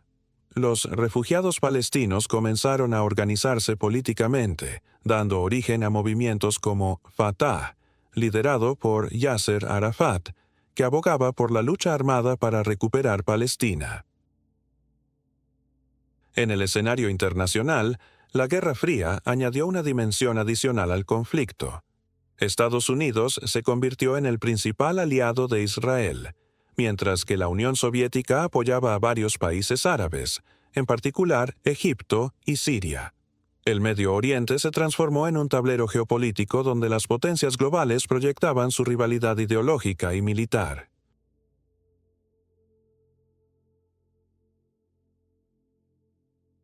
En 1967, estas tensiones acumuladas estallaron en la Guerra de los 6 Días, un conflicto breve pero decisivo que alteró profundamente la configuración territorial y espiritual de la región. Las tensiones previas incluían bloqueos egipcios al estrecho de Tirán, movimientos de tropas árabes y una retórica cada vez más beligerante. Israel, anticipando un ataque coordinado, lanzó una ofensiva preventiva el 5 de junio de 1967. En cuestión de horas, destruyó gran parte de la aviación egipcia en tierra, obteniendo superioridad aérea decisiva. En los 6 días que siguieron, Israel derrotó a Egipto, Siria y Jordania, ocupando la península del Sinaí, los altos del Golán, la franja de Gaza y Cisjordania, incluida Jerusalén Oriental. La caída de Jerusalén Oriental fue un acontecimiento cargado de simbolismo histórico y religioso. Desde 1948, la Ciudad Vieja, con el Muro de los Lamentos, la explanada de las mezquitas y el Santo Sepulcro, había estado bajo control jordano. Los judíos no tenían acceso a sus lugares sagrados, y la línea de armisticio había dividido físicamente la ciudad. El 7 de junio de 1967, paracaidistas israelíes entraron en la Ciudad Vieja a través de la Puerta de los Leones. Las imágenes de soldados israelíes llorando frente al Muro de los Lamentos Para la sociedad dieron la israelí vuelta y para al mundo. muchos Judíos en la diáspora, la reunificación de Jerusalén fue vista como un momento casi bíblico. Un regreso a Sión después de 19 años de separación y casi 2 milenios de diáspora. Las expresiones religiosas se mezclaron con el fervor nacionalista. Rabinos recitaron oraciones antiguas, y se proclamó que Jerusalén no volvería a ser dividida. Para el mundo árabe y musulmán, en cambio, la explanada de Jerusalén Oriental, con la cúpula de la roca y la mezquita de Al-Aqsa, es el tercer lugar más sagrado del Islam. Verla bajo control israelí fue percibido no solo como una derrota militar, sino como una humillación religiosa. Los estados árabes reaccionaron con furia, y la cuestión de Jerusalén se convirtió en un símbolo de resistencia islámica.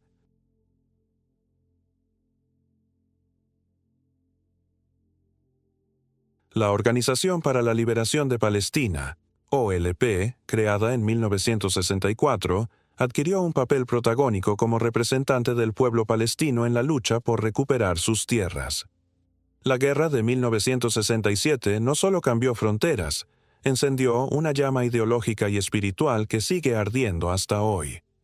Tras la guerra, Israel anexó Jerusalén Oriental, expandiendo los límites municipales de la ciudad y declarando su reunificación. Las Naciones Unidas y la mayoría de los países consideraron la anexión una violación del derecho internacional, ya que Jerusalén Oriental era parte de los territorios ocupados. Sin embargo, en la práctica, Israel consolidó su control, expropiando tierras, construyendo barrios judíos en zonas anteriormente árabes y estableciendo una administración unificada. Para la narrativa israelí, Jerusalén era ahora su capital eterna e indivisible. Para los palestinos, era una ocupación que amenazaba con borrar su presencia histórica en la ciudad. La victoria de 1967 también alteró profundamente la situación de los palestinos. Con la ocupación de Cisjordania, Gaza y Jerusalén Oriental, Israel pasó a gobernar directamente a más de 1 millón de palestinos. La población refugiada en los países vecinos siguió viviendo en el exilio, pero ahora una parte significativa del pueblo palestino quedó bajo control militar israelí. Este nuevo contexto dio lugar al surgimiento de distintas estrategias dentro del movimiento palestino, desde la lucha armada transfronteriza hasta formas de resistencia civil dentro de los territorios ocupados. La OLP, con base en Jordania y luego en el Líbano, intensificó sus operaciones, mientras que Israel respondió con medidas militares cada vez más contundentes. 6 años después, en 1973, estalló otro conflicto decisivo. Egipto y Siria lanzaron un ataque sorpresa el 6 de octubre, día sagrado para el judaísmo, con el objetivo de recuperar los territorios perdidos en 1967. En los primeros días, los ejércitos árabes lograron avances significativos. Las fuerzas egipcias cruzaron el Canal de Suez y establecieron cabezas de puente en el Sinaí, mientras que Siria avanzó en los altos del Golán. Israel, inicialmente tomado por sorpresa, movilizó rápidamente sus reservas y lanzó contraofensivas que revirtieron la situación. La guerra terminó con un alto el fuego mediado por Estados Unidos y la Unión Soviética. Aunque militarmente Israel mantuvo el control de los territorios, la guerra demostró que su posición no era invulnerable y abrió el camino a negociaciones diplomáticas posteriores. La guerra de Yom Kippur tuvo un impacto psicológico profundo. La confianza en la invencibilidad militar se tambaleó y el país entró en un proceso de introspección. Para el mundo árabe, aunque la guerra no recuperó Jerusalén ni Cisjordania, restauró parte del orgullo perdido en 1967, especialmente para Egipto, que logró demostrar su capacidad militar. Este conflicto marcó el inicio de una nueva etapa, en la que la confrontación total comenzó a ceder lugar, lentamente, a procesos diplomáticos.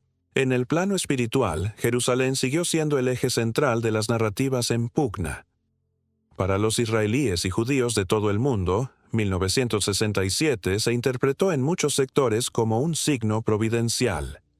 Líderes religiosos sionistas vieron en la reunificación de Jerusalén el cumplimiento de antiguas profecías y el preludio de una redención futura. Se reavivaron discursos mesiánicos y nacional religiosos que influirían en la política israelí durante las décadas siguientes. Para los musulmanes, la pérdida de Jerusalén se convirtió en un llamado a la unidad islámica y a la resistencia frente a lo que se percibía como una ocupación de un lugar sagrado. Organizaciones islámicas, tanto moderadas como radicales, hicieron de la defensa de Al-Aqsa un eje central de su identidad. En el terreno político, los cambios territoriales de 1967 crearon una nueva realidad que perdura hasta hoy. Cisjordania, Gaza y Jerusalén Oriental quedaron bajo asentamientos judíos israelí. Comenzaron a expandirse en estos territorios, alterando el paisaje demográfico y geográfico. La línea de 1949 fue reemplazada por un control militar directo. Jerusalén, que había estado dividida durante 19 años, se convirtió en una ciudad unificada bajo soberanía israelí, pero profundamente desigual en su administración y desarrollo entre las poblaciones judía y árabe. La tensión entre las declaraciones de soberanía israelí y el rechazo internacional a la anexión se mantuvo como una herida abierta en la diplomacia mundial. En el ámbito palestino, estos acontecimientos impulsaron la evolución de la identidad nacional. La OLP asumió formalmente la representación del pueblo palestino en 1974, obteniendo reconocimiento internacional.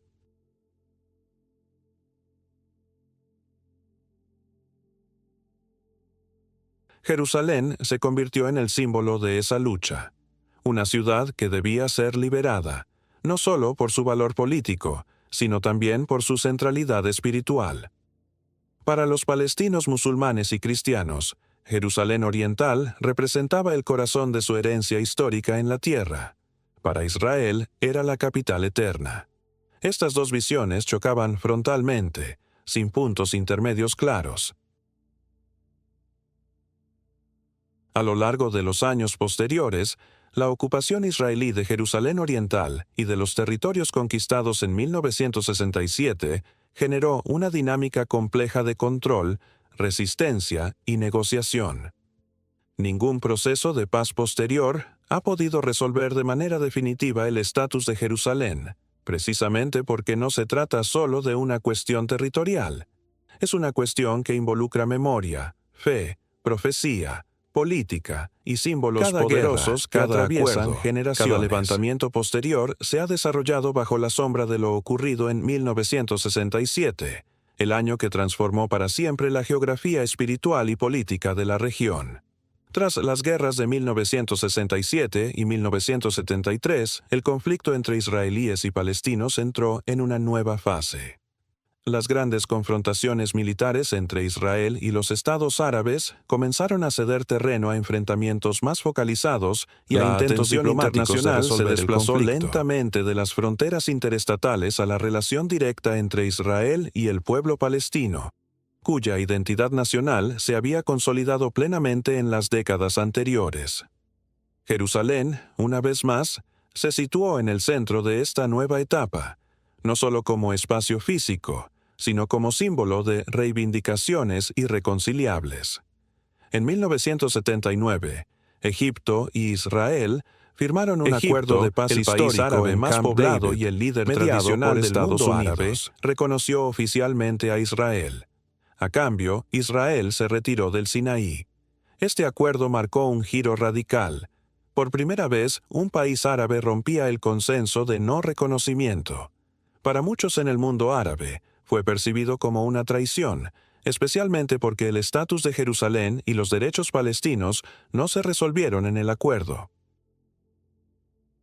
Sin embargo, Camp David abrió la puerta a la diplomacia directa entre Israel y algunos de sus vecinos, aunque no detuvo la expansión de los asentamientos ni alteró el control israelí sobre Jerusalén Oriental.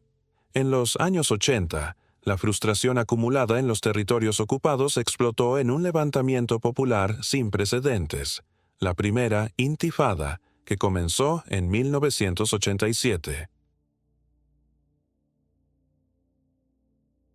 No fue una guerra convencional, sino un movimiento de resistencia civil y juvenil caracterizado por manifestaciones, huelgas, boicots y enfrentamientos con el ejército israelí.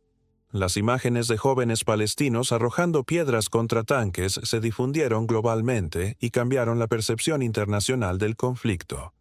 Jerusalén, particularmente sus barrios orientales, se convirtió en uno de los focos principales de esta insurrección. Para Israel, la Intifada representó un desafío profundo a su control de los territorios.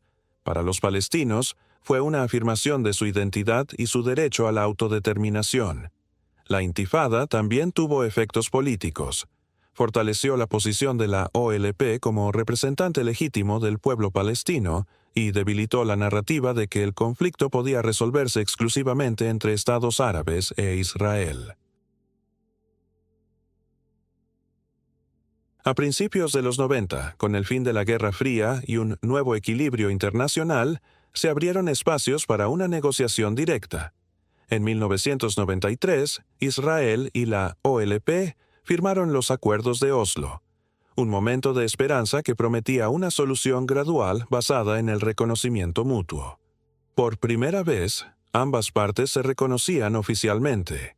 La OLP aceptaba la existencia de Israel, e Israel reconocía a la OLP. Los acuerdos de Oslo preveían la creación de una autoridad palestina autónoma en partes de Cisjordania y Gaza, y un proceso de negociación de 5 años para resolver los temas más delicados: Jerusalén, los refugiados, las fronteras y la seguridad. El ambiente internacional era de optimismo.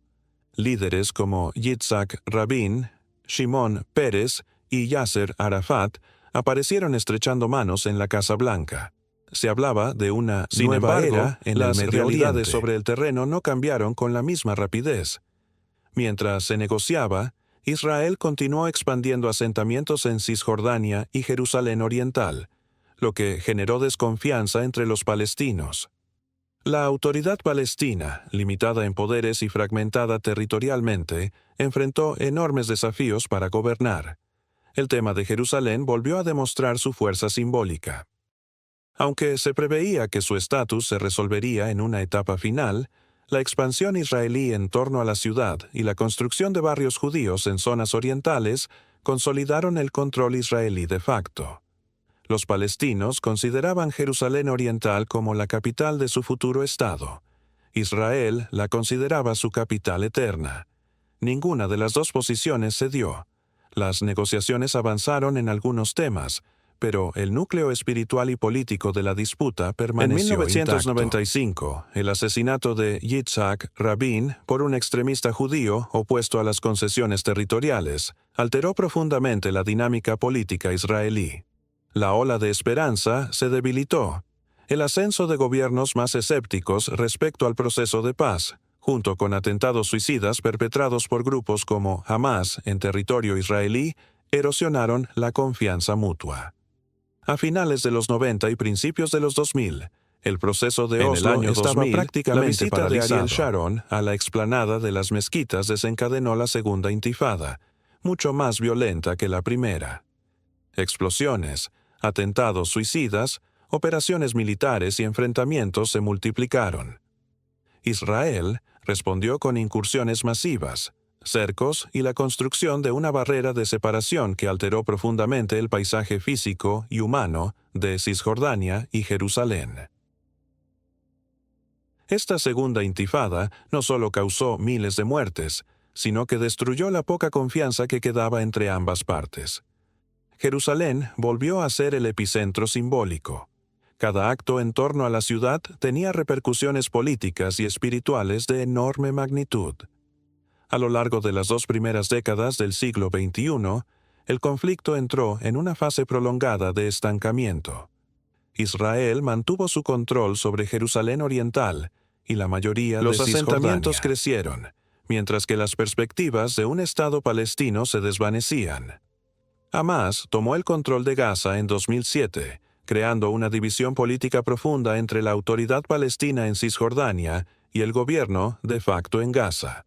Jerusalén se mantuvo bajo soberanía israelí, pero con una población palestina significativa que vive en una realidad jurídica y administrativa compleja, con derechos limitados y un sentimiento de marginación constante. La dimensión espiritual del conflicto no se ha atenuado, al contrario, se ha intensificado. Para amplios sectores religiosos judíos, el control sobre Jerusalén es un componente central de su identidad nacional y religiosa.